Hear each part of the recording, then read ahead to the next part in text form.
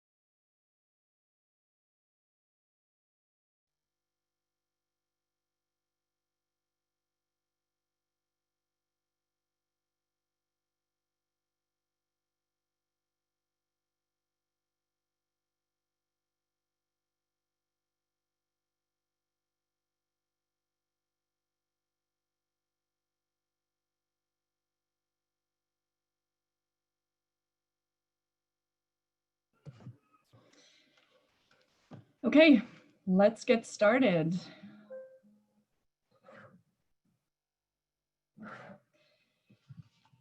Welcome, everybody. As you all know, due to the pandemic, we are choosing to physically distance as recommended by the CDC, and this is for the health and safety of all of our congregation, of course. Unusual times call for new ways of doing business, and so we are on Zoom. Just before we begin, everyone is muted and your cameras are off, so don't worry about any background noise on your end. You can ask questions using the Q&A feature at the very bottom of your screen, and we will allow time for questions, but we will also monitor on an ongoing basis. And now I would like to ask Chris to say a few words, please. Welcome, everybody. Wanted to start with this. It's called Brave Space by Mickey Scott Bay-Jones. Together, we will create brave space because there is no such thing as safe space. We exist in the real world. We all carry scars and we all have caused wounds.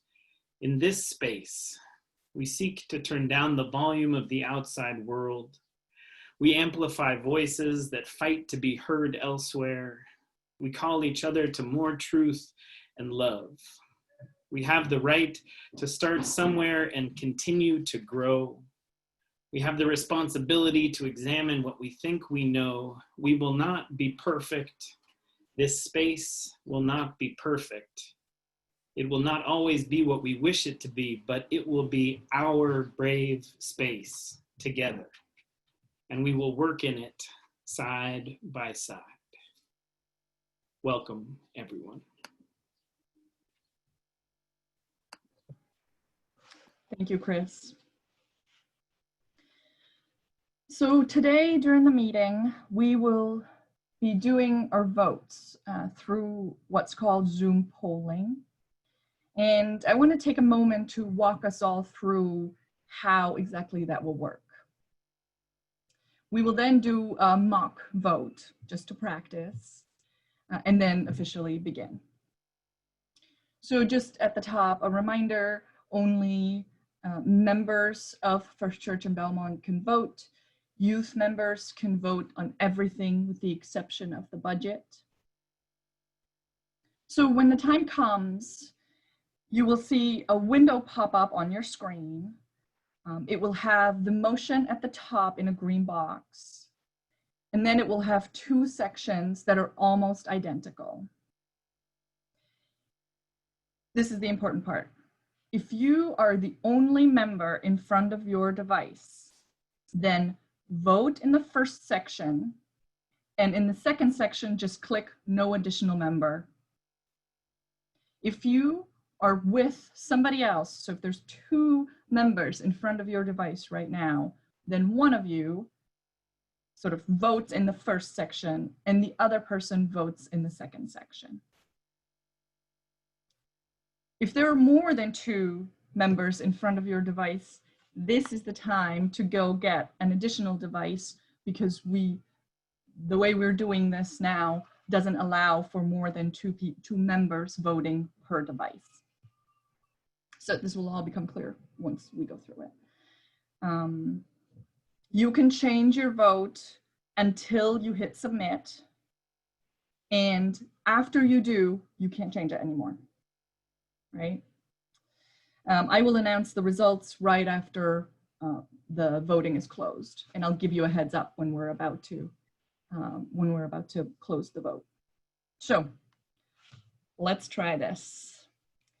Janice is going to put up our vote, and then everybody's going to vote.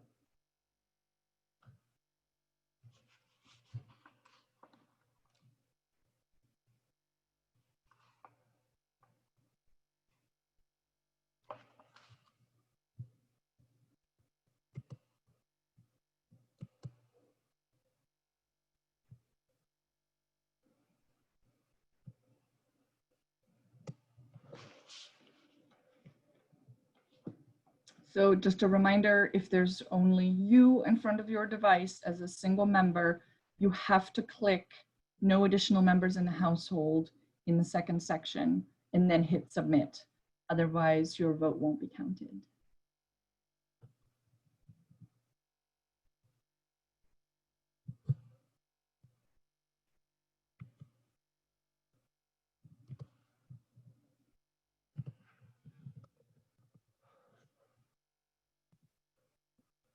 Great.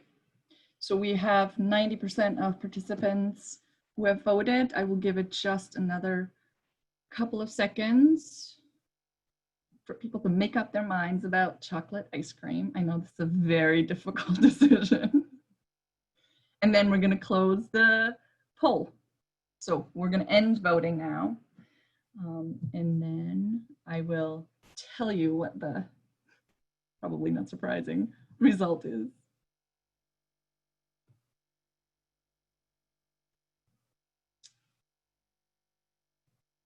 Okay, overwhelming majority is in favor of making chocolate the official ice cream. Great. So I hope that this was clear to people.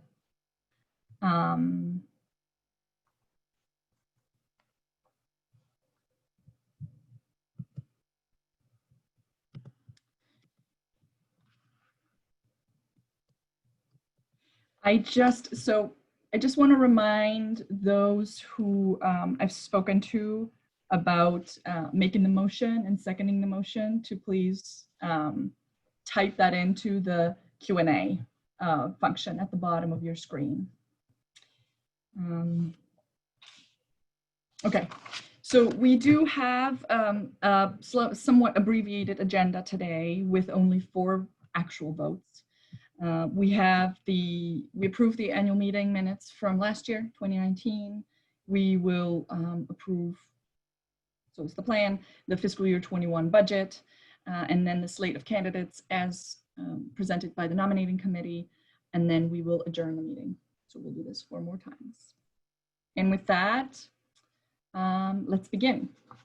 So could I please get a motion to approve the annual minutes from last year, 2019?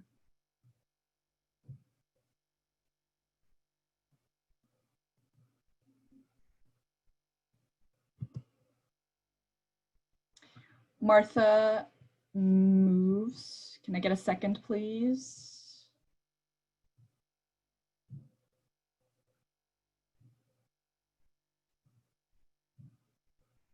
And Jane seconded. Thank you. Okay, and now let's vote, please.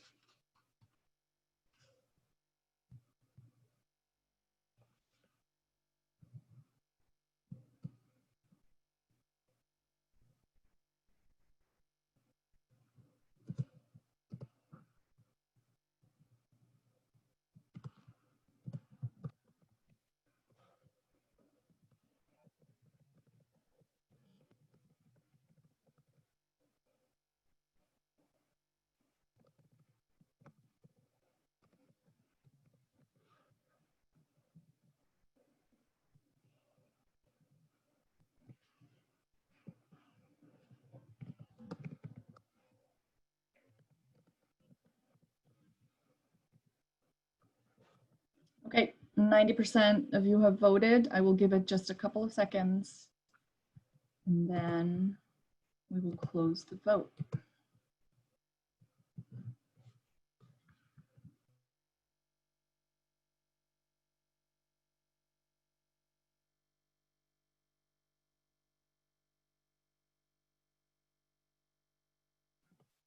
Okay, so let's close the vote and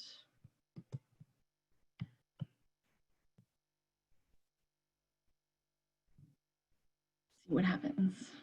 The suspense.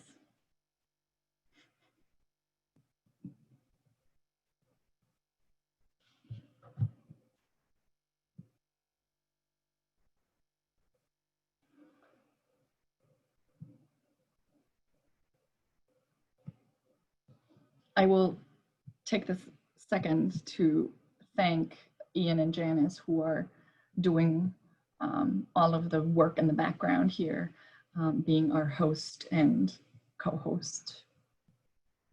So we have the minutes are approved with an overwhelming majority. Fantastic. Okay. I will now hand it over to Jonathan for the budget presentation, which will be followed by a brief Q&A and then a vote. Jonathan, take it away. Okay. Are you going to share the presentation, or would you like me to, Marion? You go ahead, please. Let me just pull that onto my screen. Okay.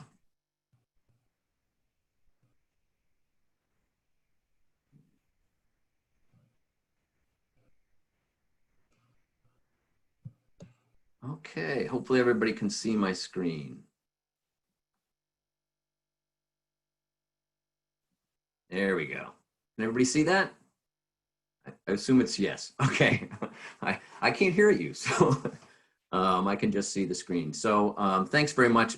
I'm Jonathan Wolf. I'm the chair of the Finance Committee. We have a fairly extensive presentation to go through, but we'll march ahead quickly, especially over the parts that you might already be familiar with in the annual report or the report that we did in the fall. in the fall of last year for the end of the previous year. So I'll start with just describing the role of the Finance Committee if people aren't familiar with it. We basically are looking at financial matters related to the church.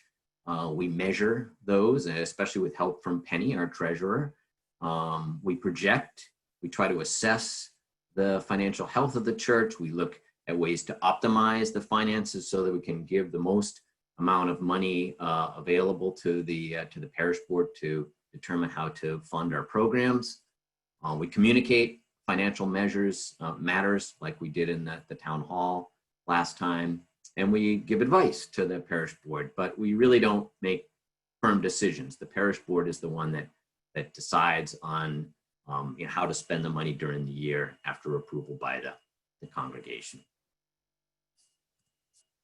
So the other thing I wanted to point out is that sometimes we do make mistakes, and I came into this year thinking about our finances a lot differently than I ended up by the end of the year.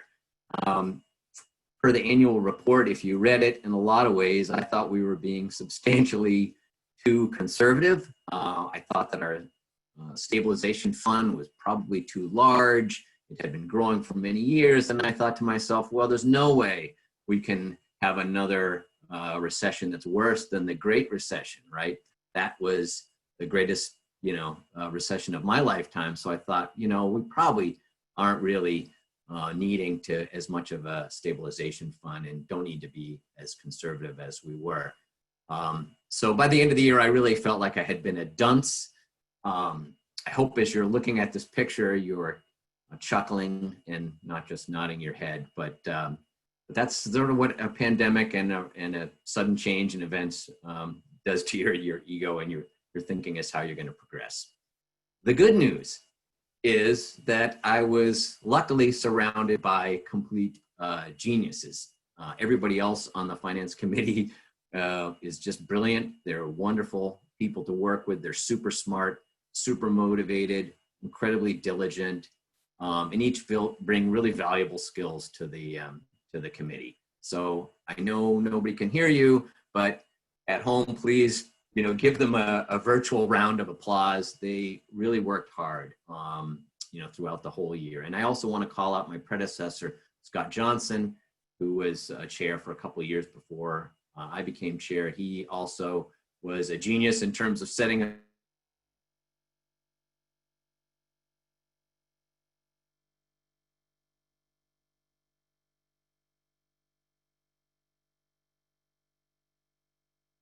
us up for this. Heather Quay in particular, many other supporters. They really made a difference as we're going into this trying period. So in terms of what we worked on this year, there were a number of initiatives that we undertook. The first time ever, as far as I'm aware, that we distributed the actual results from the end of the year. Normally we provide projections during this annual meeting, and then you as a congregant, you may never find out, if you're not paying attention, what actually happened. We only provide projections at this point because the fiscal year doesn't end till the end of June. So we worked on producing and generating those final results, and then we worked with the capital campaign task force in order to figure out how best to apply the capital fundings raised, the budgetary impacts for that. We finally approved the investment guidelines, which affect the way we invest the endowment. We'll see that in the annual report and also in this presentation. We looked at ways we could optimize our expenses when we saw expenses that were getting a little out of hand related to snow removal, or drilled in with the Green Committee into the electricity use expenses, trying to optimize that. And we're always looking for ways to generate more income from our cash balances as well. I do want to point out again that last item, which is really important for the folks that are on the committee. They had to meet pretty much weekly for the last several months as we revised, and Penny was the person really driving this in a great extent. She certainly put in the most amount of hours of anybody. But our constant reaction and trying to plan ahead for this very unpredictable event that we're experiencing in our general lives, but also in the financial life of the church. So with that, I will we'll go into the more drier part of the presentation with lots of numbers, not so many funny pictures. This is the report on our assets and liabilities at, as of the end of April. You can see that there is really, you'll see the highlighted sections. There's really two things that stand out versus last year. Good news and bad news. The good news is that as a result of the capital campaign, we made a substantial down payment or a reduction in the principal of the mortgage on the church building. And you'll see later on in the presentation that has a fantastic impact on our finances and really, saved our bacon. And then we had a negative impact on the endowment as a result of the stock market hit that happened. And I'll drill into that in a little bit in the next slide. So speaking of the endowment, you can see on the left-hand side, you'll see the starting value of the endowment. And then the ending value, the change in the holdings, the change in the value of the holdings, as well as the distributions. On the right-hand side, and the change in the value is because of the decline in the market value of the securities that are held in the endowment. On the right-hand side, you'll see the distributions. We distributed $62,000 from the endowment. We distribute 3.5% of the rolling 13 quarters value of the endowment. So we try to smooth out the value of the endowment over time and distribute 3.5% of that in a year, which is what we think is a sustainable amount. In the most of that goes to unrestricted usage, which means it flows right into the operating budget. But then there are some funds that have been set up, they're part of the overall endowment, that have more targeted usage. Okay, so let's see.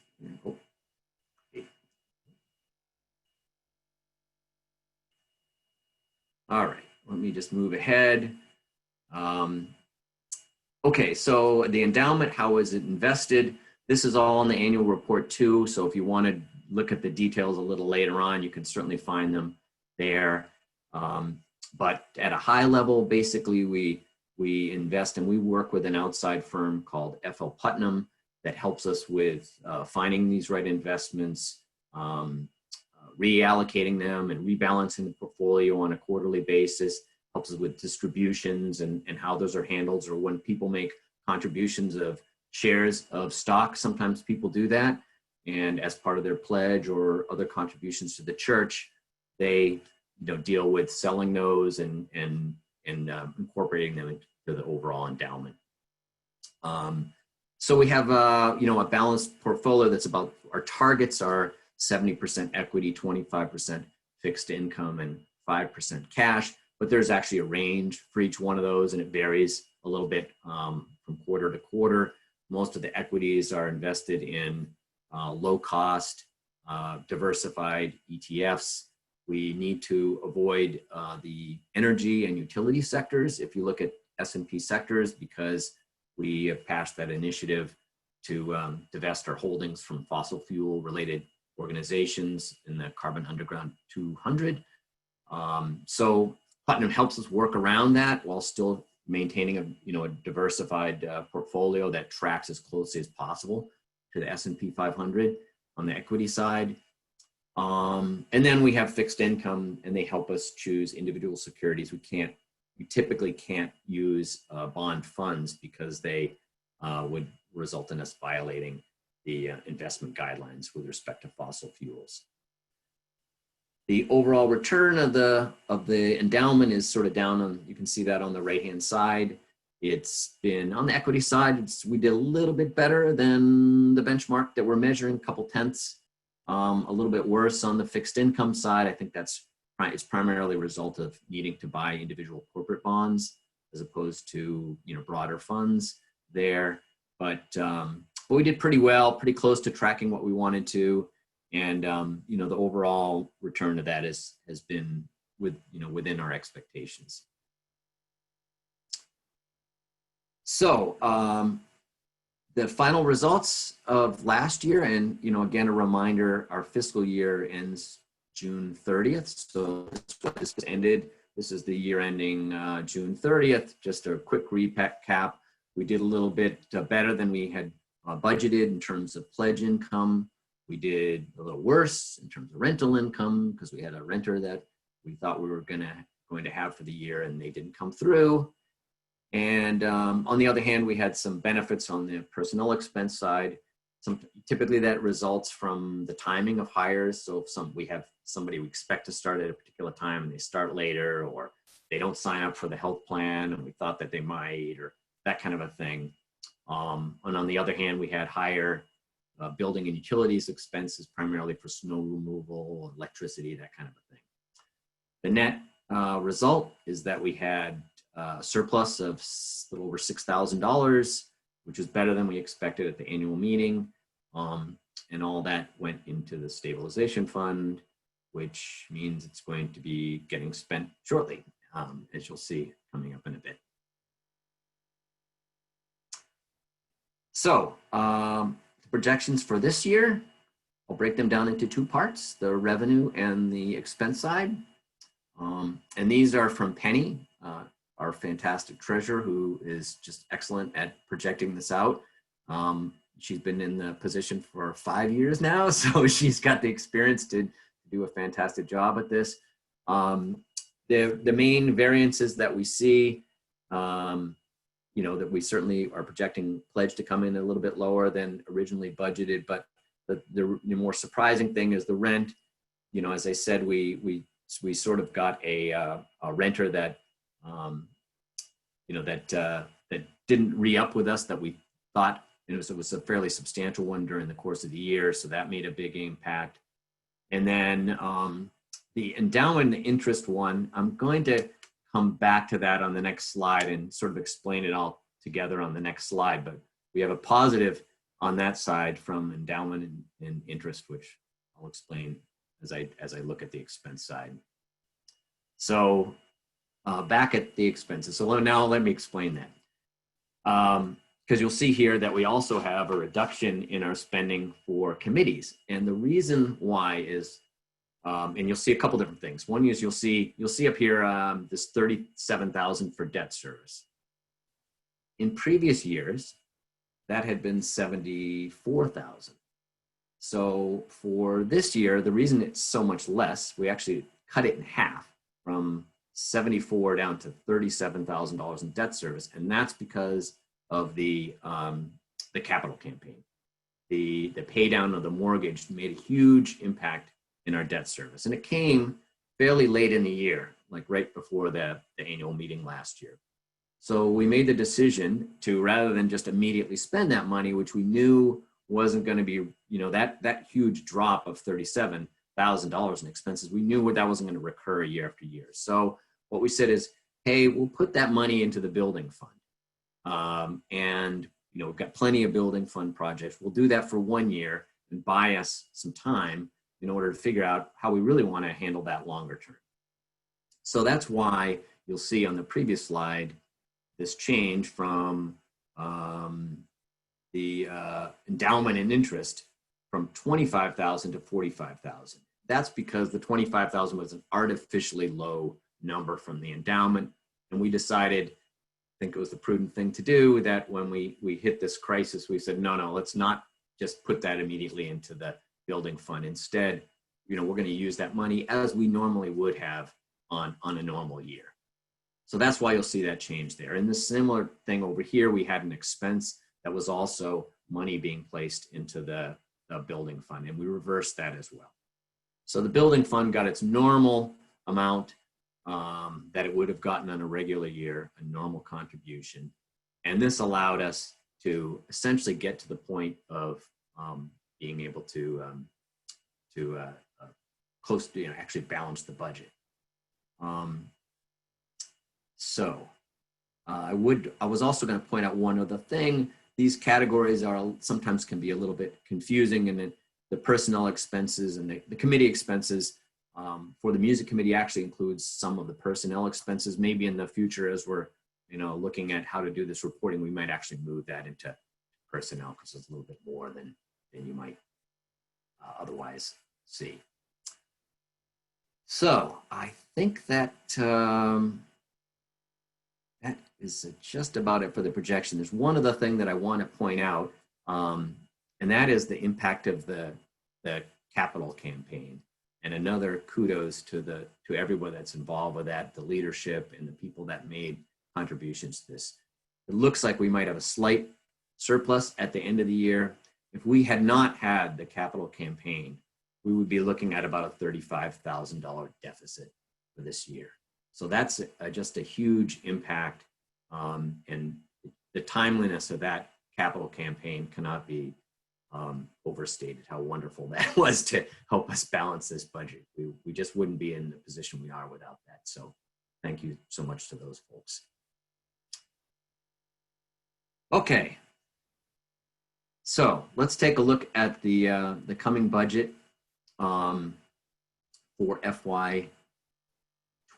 And again, so this screen is showing you 3 different years. It's showing you the actual results from last year, the projections for the current year, which are ending just in a couple weeks, and then the proposed budget, which is in blue.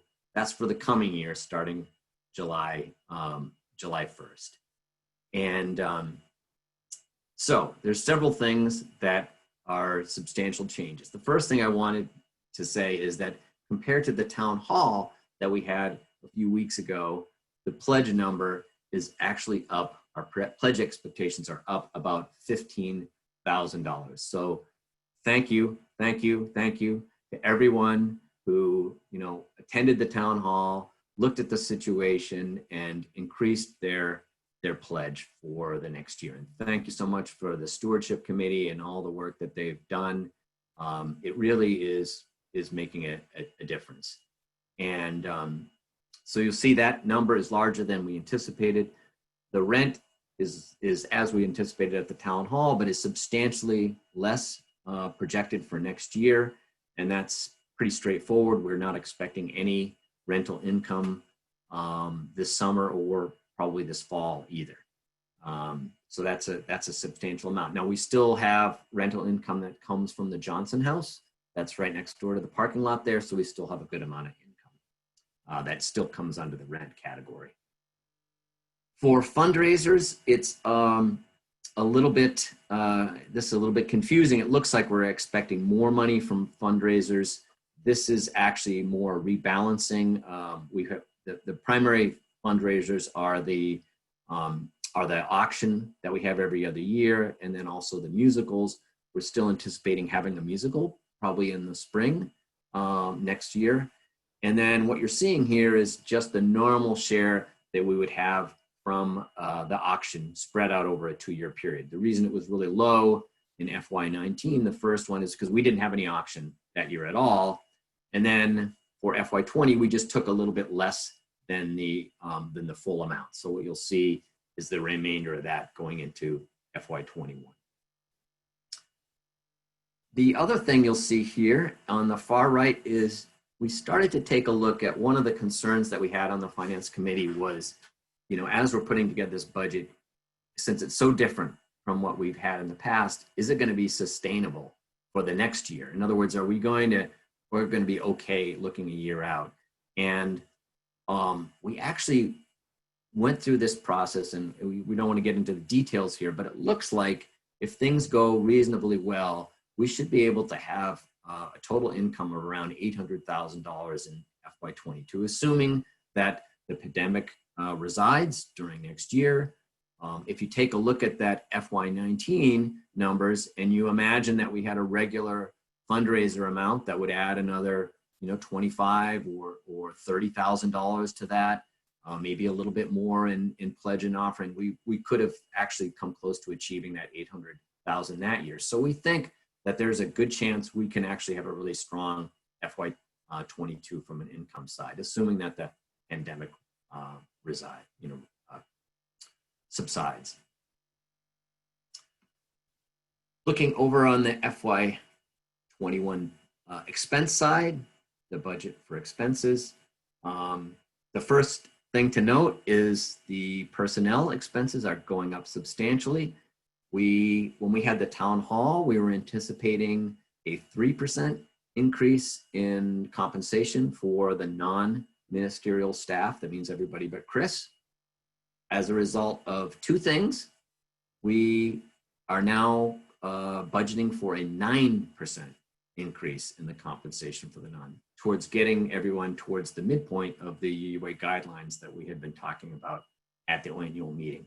And this extra 6% increase comes in two parts. One, from the pledges, everybody's pledges that have increased since then. Again, thank you so much. You can hear my applause, I hope. And the other thing is that Penny went through, she looked at some of our expenses more carefully. For example, we're using the building a little bit less now, of course. And so she was, trying to do some projections on the utilities and other expenses related to that. And basically through, closer look at some of our expenses, it also found us about another 3% there. So we're calling for that, substantial increase in the compensation for the staff, which we're really excited about. On the other side, there's a pretty good increase in admin costs as well, primarily related to IT costs. There's also the coffee house expenses got moved from the committees to the admin budget. That's sort of just a shuffling around from one line item to another. But you'll see the debt service is cut in half again. It's our anticipation that we're going to pay off the rest of that mortgage during the year, and therefore be able to cut that down substantially, in half again. And that's really, you can see that debt service line going 74, 37, 16. That's just a fantastic boost to the overall financial, perspective of the church. Now, with all that, we still are predicting a deficit for the year of 28,000. And luckily, we have a stabilization fund that can accommodate that. We have a stabilization fund that has about $86,000 in it right now. It's been built up over many years. We've been contributing a couple thousand or a few thousand each year. Sometimes, actually, I think maybe it got drawn down once or twice over the last 10 years, but mostly contributions. And so it's very healthy right now. And so we feel like we can absorb this and not damage any of our programs and keep our staff whole and ride this thing out. And, even after this $28,000 hit next year, we'll still have enough stabilization fund that we could deal with that for 2 more years, even beyond FY21 at that same level, which we hope, certainly hope that doesn't happen. And, if we do get the type of revenue we would hope to achieve in FY22, we would be able to, spend $800,000, in order to have a balanced budget. We're sort of projecting out to FY22, just looking at those numbers, not really projecting, but just trying to look ahead.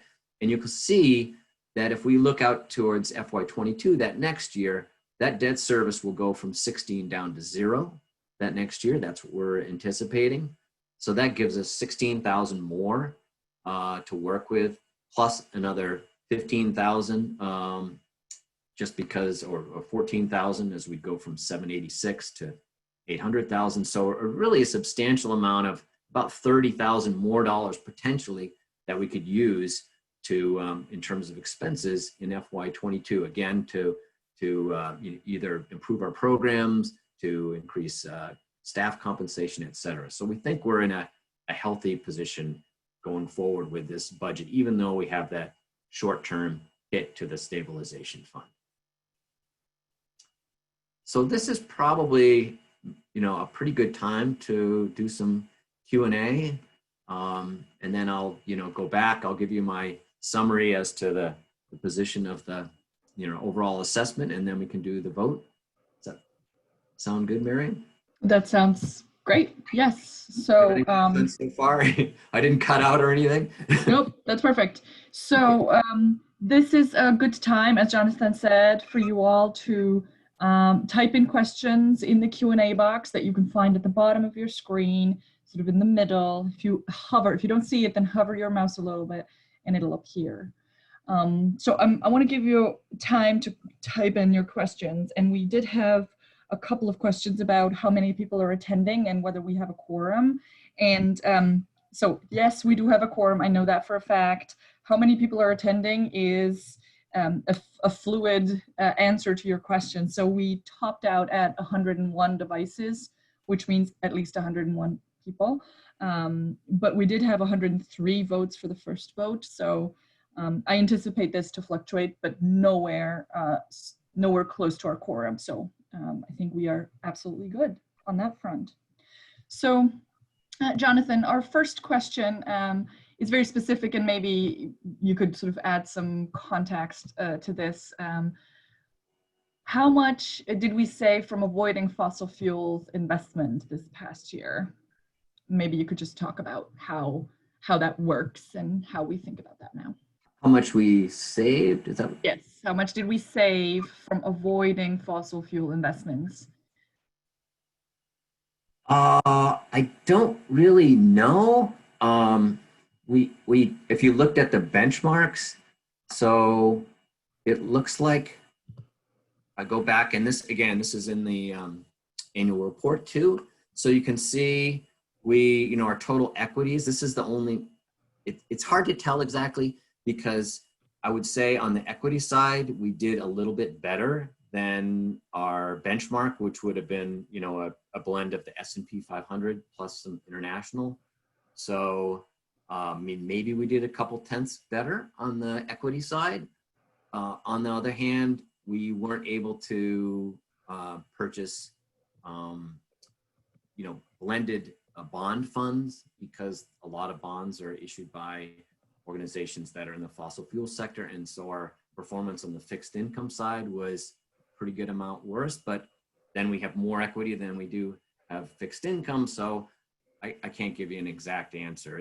I think overall we've done a pretty good job of essentially coming very, very close to whether we had done that or not, whether we passed the initiative or not. Okay, thank you. Sure. So are you planning, another one for Jonathan, and then we'll send Sure. another one to Penny. Are you planning for the possibility that equity markets sell off dramatically if there is a significant second or third wave of COVID-19?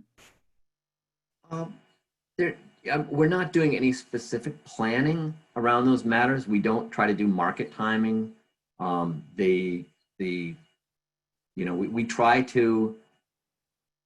We try to hold a balanced portfolio that's, again, in this 70, 25, 5% range. We rebalance from time to time. So if the equities were to go down, then what you would see is, on a quarterly basis, we would sell some of the fixed income and purchase equities. So we would, if there was, when at the point in time there would be a bounce back, we would benefit from that. And if the equities were to go up, we would sell some of those and buy fixed income. So we certainly don't try to do any timing. We generally feel that the market overall is probably better at predicting the future than we are. And we feel probably all the information that's available that we would have is already priced in. Thank you. Jonathan, would you mind stopping the screen share so we can Sure. see your lovely face? And thank you. And the next question it has gone away. Sorry. There was one question, if we increase our pledges, are we certain that money will go to staff compensation? And the answer is yes. This is what we had promised. This is what we've been communicating, and that is the case. Sorry.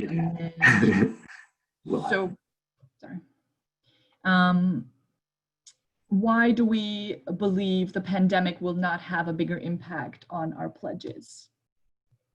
Penny, do you want to take that? Sure, although I think maybe Chris would like to chime in too. We did a couple of things. We looked back at what happened during the Great Recession in 2008 and saw how much pledge payments as compared to pledges compared. And we looked at what has been happening over the last couple of months. Normally we assume a yield, is what we call it, of payments to actual pledges of about 98.5%. This budget is assuming that it's going to be 96%. So we are assuming there'll be a drop off. We've looked at it, as I said, this is about what we experienced back in 2008 when we had another shock to the economic system. So we're reasonably confident that this will happen. I think that what has really impressed me is that I looked at how numbers, as how the congregation has responded to the pandemic, is that while there was an initial sort of, oh my God, what's happening, feeling, people have, the pledge payments for this year have rebounded to a level where they're actually coming in more rapidly, the payments, than we would have expected over the last 5 years. So I think that people's commitments to this church are strong. And so I'm confident that those numbers are not absurd. Chris? I would only add that in all of my contact and talking with people, to be sure, some people have lost jobs. Some people have been affected in a number of ways, adult children who's lost jobs, who they're now supporting them more. But we've also received a lot of good counsel that these kinds of moments are exactly when people keep supporting and continue to support even more the things that are their primary focus. So we'll be tracking all of this, obviously, and we won't take any, brash moves. But so far, we feel good about the numbers because of those reasons. Great. Thank you so much. So we currently don't have any other questions in the queue. I want to give sort of a last opportunity for any questions for Jonathan, Penny, to get questions now. If there are questions afterwards, even though they will be stepping off in their respective official roles, I'm sure they are happy to answer any questions, and you can always ask more questions after. So I don't see any other comments, questions, so I think we will go ahead and vote if everybody is okay. And there is a question. Thank you. Great. Okay. So could I get a motion, please, to approve the budget for fiscal year 21 as presented by Jonathan? Brian is moved, and I need a second, please. And Kathy seconds. Thank you so much. Okay, and now Janice will put up the vote again. So remember how we did this before.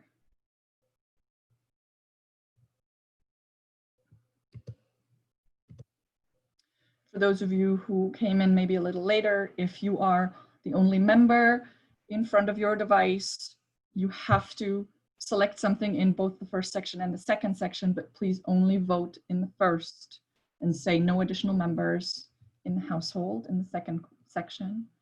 And if there are two of you, two members in front of the device, then each take one.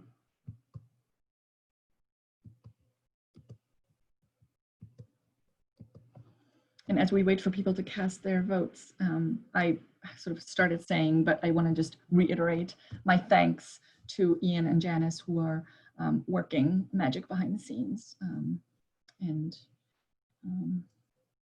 There's a lot, let me just say, to put on this kind of virtual annual meeting.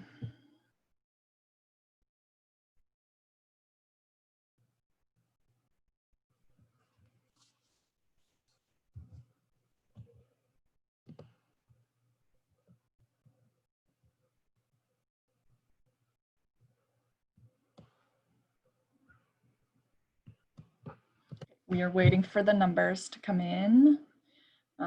If you could cast your vote now, and then we'll close the budget vote.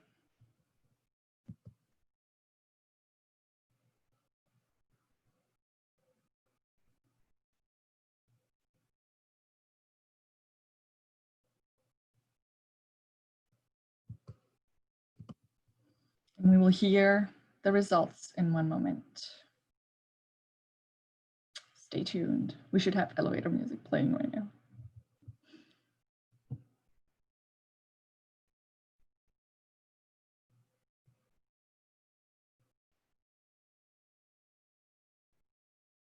The plan was to stream the meeting live on YouTube, and YouTube is giving us grief. So we have an overwhelming, I think actually this is a unanimously approved the budget.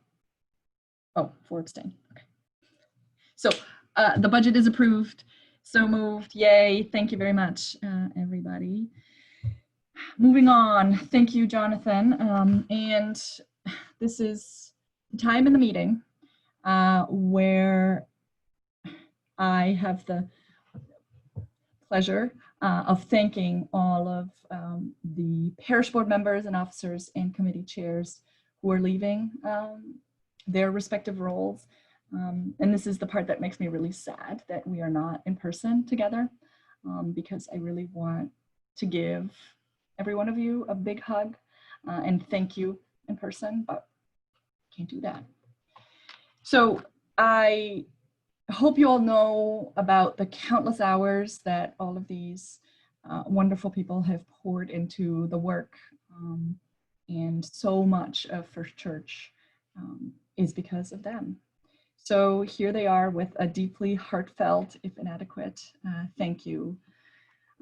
Stepping down from their committee chair positions are Jonathan Wolf from Finance, Beth Westland from NomCom, Nominating Committee, Anjali Kumar for Stewardship, Kathy Crawley, Gladys Unger, and Eva Patalis from the Social Action Committee, Aliana Frank for the Worship Committee, and Mark Thurber for membership. And for the parish board, we are saying goodbye to 3 members, Hans-Peter Pfister, Michael Griffin, Ann Dexter, and then of course our treasurer, Penny Schaefer. So thank you also again, you can't hear it, but here's a big applause for every single one of you. And this is also my very last official act as your president. It has been a wild ride these last 2 years. I want to take the opportunity to thank you all for the trust that you have placed in me, and I appreciate your support over the past 2 years. And there's one person I need to thank explicitly and publicly, and that's my husband, Sean, who it's no exaggeration to say I could not have done any of this without his support and backup. So going forward, I know you are in good hands with Sam James, and I want to turn it over to Beth for the nominating committee report and vote.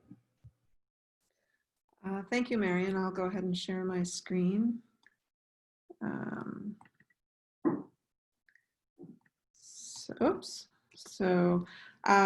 Happy to present the report of the Nominating and Recruitment Committee. I will start with the officers of the parish board.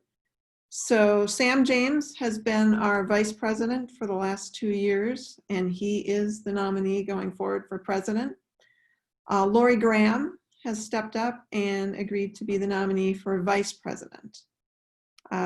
Additional officers, so Martha Reed has spent the last year as our assistant treasurer and is now stepping up and is the nominee for treasurer. Jody Renault has been in his role as clerk since 2017 and has agreed to continue on and be the nominee for that role for 1 more year. Moving on, and here we are. This is the one non-elected position. You don't vote on this change here, but Marion Westgate Now that she is stepping down as the president, she becomes the past president. Now moving on to the at-large trustees of the parish board.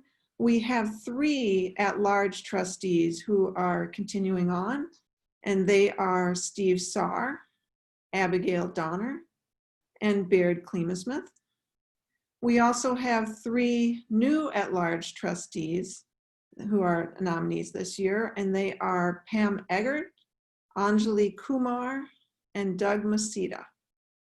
And I should have mentioned this earlier, you received bios for all of the new nominees this year. You should have received that earlier this week. Moving on to the Finance Committee, we have 5 members, and you've seen their names already, I think. 5 members who are returning. Stefan Frank has been a member, but he is now stepping up and will is the nominee for chair, taking over from Jonathan Wolf. John Howe and Jean Mooney and Mark Thurber and Michael Woodmer have all served as members and have agreed to continue on in that role. The new ex officio members next year would be Sam James and Martha Reed. We have 1 new nominee for the Finance Committee, and that is Brian Caputo. And now I will turn to the 3rd committee, which is the Nominating and Recruitment Committee.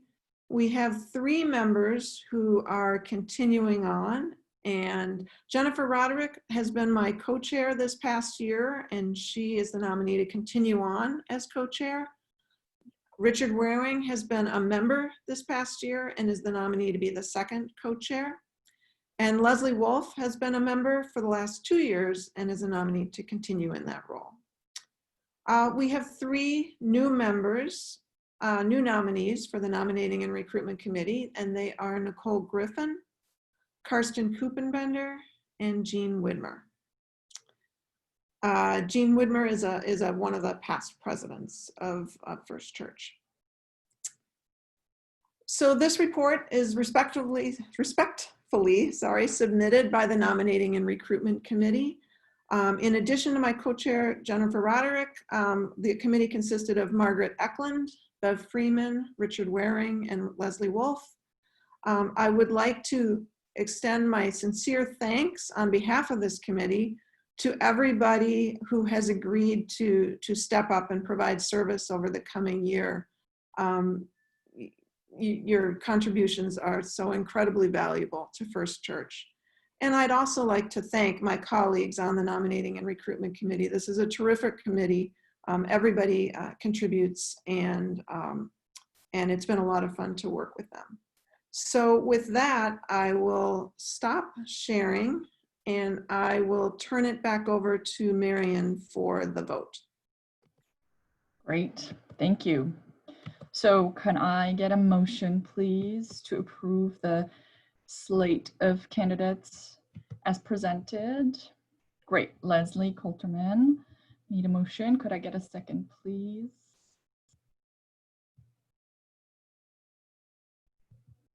Debbie Dobbins, second. Thank you so much. Okay, now we will do the vote again. It will come up on your screens momentarily.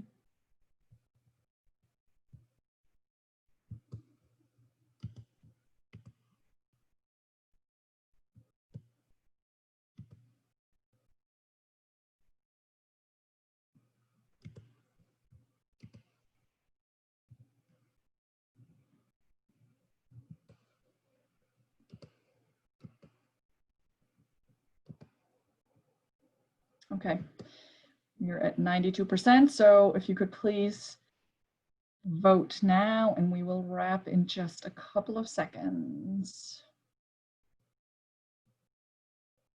Okay, I think we are good. We can close the vote now. Thank you. We are waiting for the results.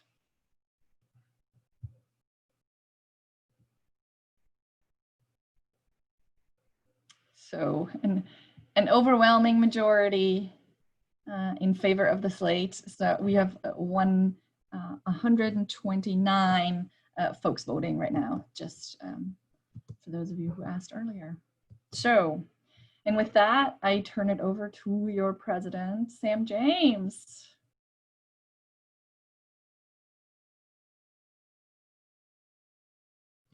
Sam, do you want to unmute yourself, please? That will be of help. Thanks, Marion. I want to talk about three particular parts of the church in terms of closing out our annual meeting. The first is to introduce you to the new board members and say a little bit more than what has already been said by Marion and by Beth. Some of you have been saying, what can I do? We have some ideas and some suggestions of what you can do to really help out through this time. And the third, that the board is facing unprecedented times. And because of that, I think it's useful to know what we will immediately be starting to address. But first, I want to say an overwhelming thank you to you, Marion. You have provided us superb leadership. Few know that Marion has an MBA in nonprofit management, and she has brought to her role not only a great professional skill and ability, but a heart of gold and a commitment to what we are about. And between those two, she has provided us with exceptional leadership. I'd like to tell you a little bit about what's happened over the last 2 years that she's been responsible for. First, we have a new minister, and a parish board president works very closely with the search committee. And we now have Chris as our new minister, and we are very glad to have you, Chris. And then Marion has stepped in to be his first parish board president to help him get settled in here. She's worked closely with Penny Schaefer and the Finance Committee to make sure that we are on a solid, stable footing. The Facilities Committee has taken up really seeking to refurbish our buildings. And let's hope that COVID doesn't set us back. But that has also taken a great deal of time and effort. The capital campaign, as Jonathan said, has been a huge success and is giving us opportunities that we would not have without it. And Marion was very involved in that. We've got solar panels. SCB Green is helping us assume our responsibilities for the environment. And an outreach committee that started as a very nascent idea has now become a very robust outreach to the community around us. And then 3 key task force. 1 to help our staff have fair compensation, a 2nd to work with the capital campaign, and a 3rd to make sure that we are a safe congregation. So Marion, we owe you a huge debt of gratitude. And Sean, Thomas, and Michael, thank you for so generously sharing your wife and your mom. And to each of you, if you can send Marion a thank you, please do. She is very deserving of all the thank yous and appreciation that we have. And I am really in your debt because while we are in a crisis, we are not in the midst of hard times. And for that, I'm very, very grateful. Now, you know who the new board members are. Lori Graham will be working as our vice president, and I look forward to working with Lori. She knows every square inch of this church and will be enormously helpful. And Martha Reed will be our treasurer. She has been working closely with the board and understands the role and will be able to step into it very effectively. Anjali Kumar, excuse me, Pam Eggert and Doug Masita will be joining with Abby Donner, Steve Sarr, and Bayard Klimesmith to be our trustees, and Jody Renoff will be continuing on as our clerk. None of us signed up for COVID, but we have it. And because of that, we will do our best and we will not let you down. Some of you have been saying, now what can I do to be of help? The first thing you can do to be of help is really enjoy the church. Enjoy what is happening here. Chris, Ian Garvey, and Nate Sellers are putting together incredible programmings for every Sunday morning. Tune those in. Ian and Simon Andrews work their magic with music. Nate with stories and Chris with the sermons. They are exceptional. We also have Sam Foster, who is providing great candles of concern and celebrations and keeping us up to date with one another on Wednesdays. Lillian Anderson has the adult programming working without a hitch. And the youth group under, pardon me, Cora McColl hasn't missed a beat. And all of this is being held together by Janice Zazinski. So we want to say thank you to our staff, but also if you want to help enjoy what is here. We are bringing the church to our members as opposed to asking the members to come to the church. And that is a major way that you can participate. Enjoy your neighborhood group, the Nugget group. They are your most immediate neighbors, a chance to reach out to one another, to be involved with a community of people, and also to make a new friend. We ask you to please maintain your financial contribution. If you drive by the church, you may see the parking lot empty. You may also see that the lights are off, but our staff is working harder than ever. Bringing the church to all of our members is very expensive. So please maintain your pledge for next year. And if you have not made your pledge for this year, bring it up to date as soon as you can. Rahm Emanuel, when he was the mayor of Chicago, was fond of saying, never waste a crisis. And we aren't going to waste this crisis. We asked you to be our eyes and ears. If you come upon good ideas and best practices, send them to us. Chris and I have very easy email addresses, minister@uubelmont.com or president@uubelmont.com. We would love to hear from you and appreciate any good ideas that we can start to put together. The next is just reach out to someone. They don't have to be a member of this community. We are a community of service. But if there's someone who has a need that you can address, a friend that you haven't talked to in a while, reach out. That's all in service to what we are about. And finally, the Committee on Ministry has sent out a request for people to join and to give feedback to the church. It will be about what do you want to continue to do, stop doing, start doing. It is very helpful that we take the temperature of the church every year, and they are going to be assisting us. So please sign up for that. The parish board is ready to serve you. The main items we're going to be dealing with initially is COVID, COVID, COVID. We have a crackerjack COVID task force, and Elder Hobbs, Eva Patalis, Jody Renoff, Lori Graham, Chris Jablonski, and myself.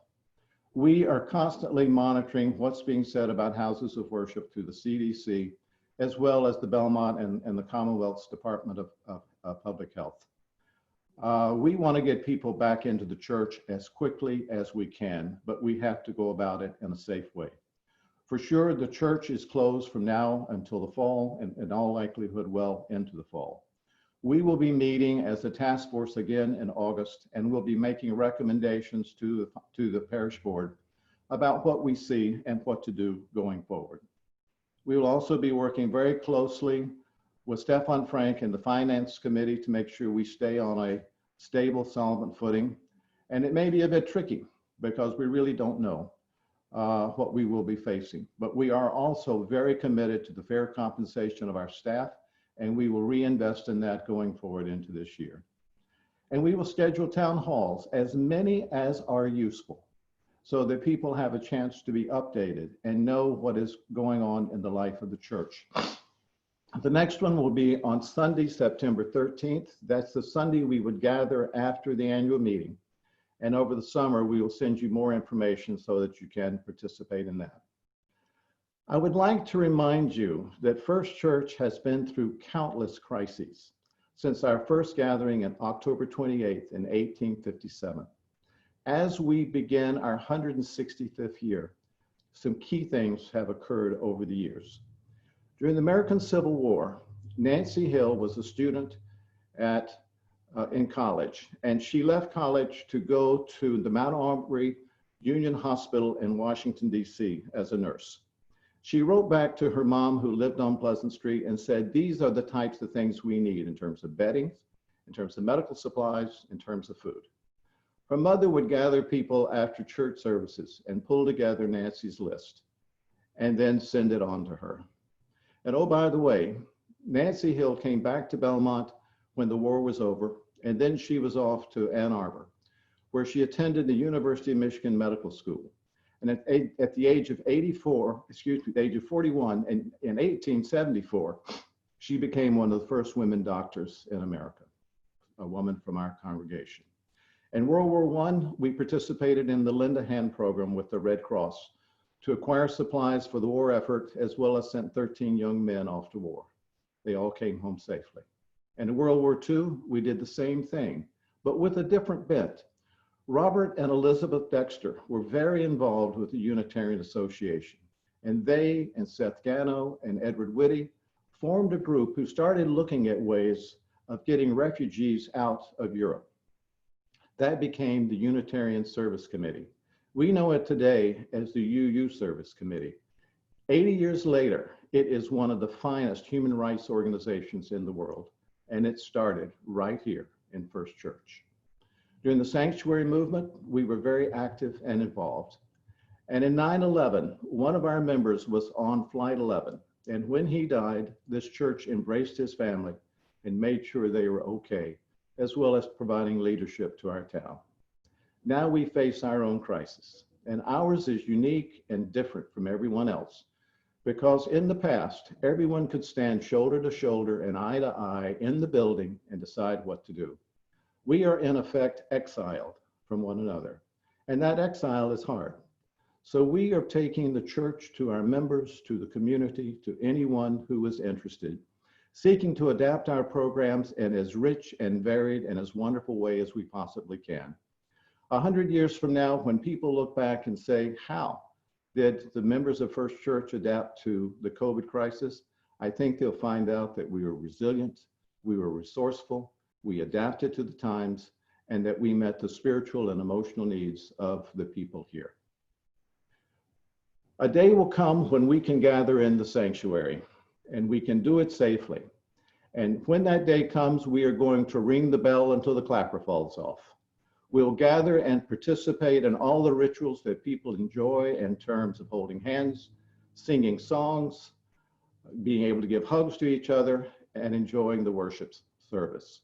For sure, we will be a little bit worn and tattered, but we'll be there. And we know that hard times creates a great deal of strength and resilience and abilities, and also the chance to learn new things. We will not waste this crisis. And we ask each of you to help us build a stronger foundation so that when we get back together, we will be able to move forward in a stronger, more unified way. First Church is a special place. It's taken 163 years to get here. And when we pick the clapper up off the floor, it will still be a special place, not only that day, but going forward. I want to thank you for joining us today. I look forward to being the parish board president. I am deeply honored. So thank you for joining with us and participating in this annual meeting. We will keep you up to date. And if you ever have any questions, feel free to reach out to me or to Chris. Thank you very much. Have a good summer and be safe.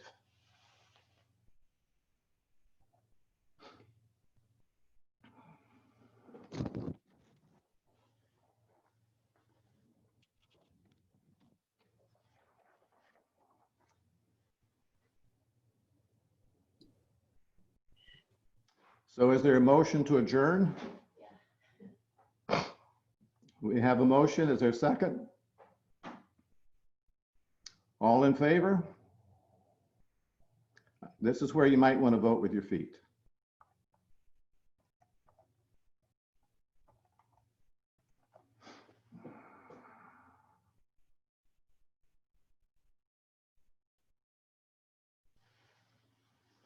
Now I will try to replicate Marion Softshoe while we're waiting on the vote, but I can't imagine it won't be unanimous. And it is a very nice Sunday afternoon. So we will not hold you any longer. And thank you very much for joining us and participating in this. And thanks for helping this be a very special a place to be. Okay, that's it, folks. That's a wrap. Thank you.